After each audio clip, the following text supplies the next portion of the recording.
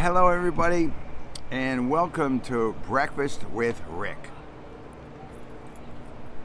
You know, that first taste of the coffee is always out of this world, isn't it? It really is. I mean, for some crazy reason, what's it do to you? It just lightens up your day, or, just really awakens your body. Everybody out there knows that I'm having the time of my life. And the people I grew up with in New Haven, Connecticut, they all know that I haven't stopped. I've been this way since everybody's known me. And what's this all about? I get so many people. I mean, every single day, people say, Rick, why are you so happy? What drugs are you on? What are you doing? Why? My answer is this. I truthfully appreciate everything. I'll give you an example. You see this? Look this is my yogurt and fresh berries. Now, people say to me all the time, oh my God, you really eat healthy. Well, last night I had bacon. I had some marvelous steak. Oh my God, I was at a party last night. That was a lot of fun. It was fabulous. But I was drinking 1942 tequila. So I want you to realize what you see is not what is usually happening.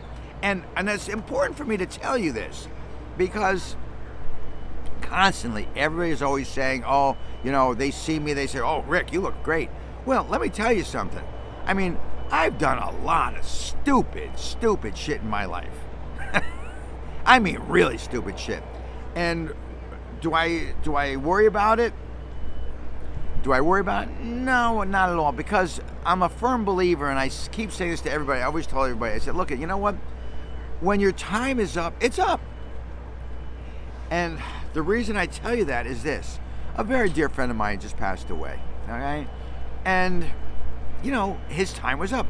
I hate to tell you, he was the one who initiated his demise, his ending.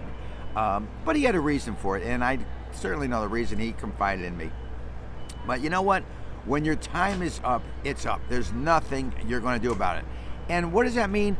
For me, it means just go on to the next adventure. And the reason I'm telling that is this.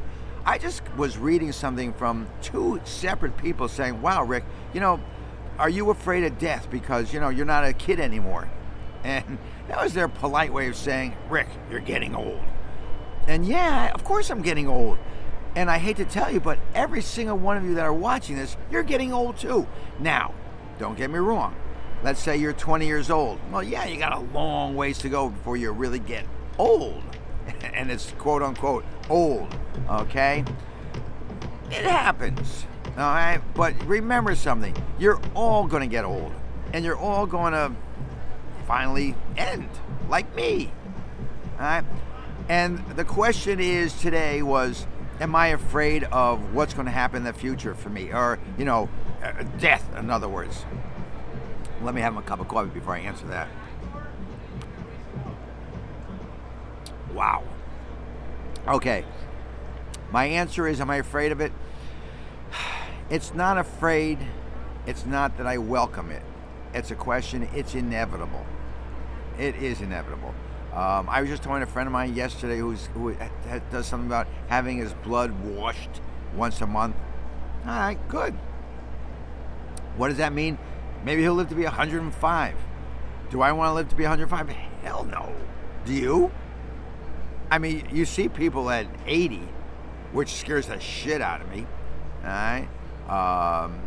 And especially somebody like me who lives on a boat, drives my Harley. My cars are convertibles. I'm in the sun all the time. Do I protect my skin? No. Do I worry about it? No. I mean, I do take precautions like, when I get like these crazy bumps, I go to a skin doctor and they remove it. And they check for cancer. So far, so good. I don't know. But this is what life is all about. Something? Are you worried about the future? Well, let's put it this way. My friend who just passed away,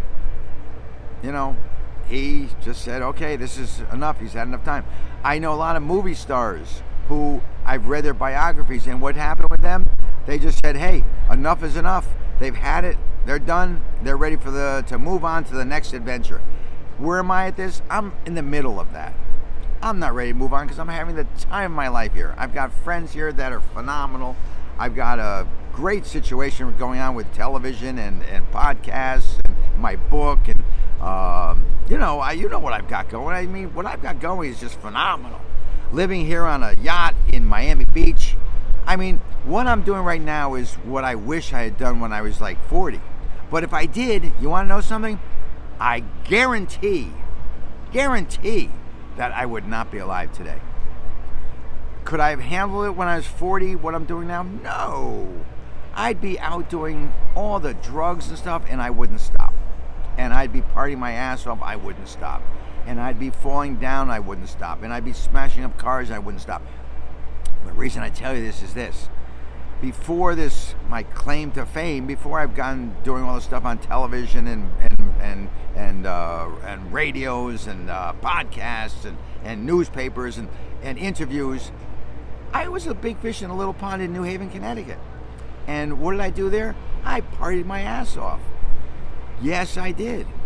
And what would have happened if I kept on doing that? I'm telling you right now, I would be dead.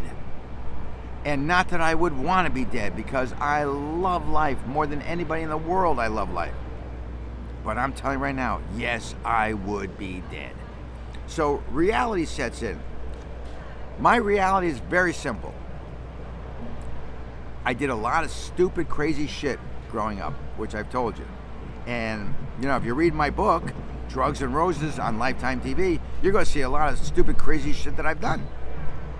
And you'll sit there, you'll scratch your head and say, the hell is it? This guy's crazy. And then it's, wow, he's still alive. Yeah, but I'm telling you something. If I was there where I am now, I'd be dead. So do I thank everything? I thank everything. I thank my lucky stars for everything I do. And people say to me all the time that, man, I've got some crazy angels following me around like there's no tomorrow. It's true, I do.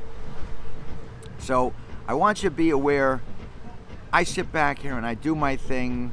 I have a great time. And I want to continue doing this great time for as long as I can.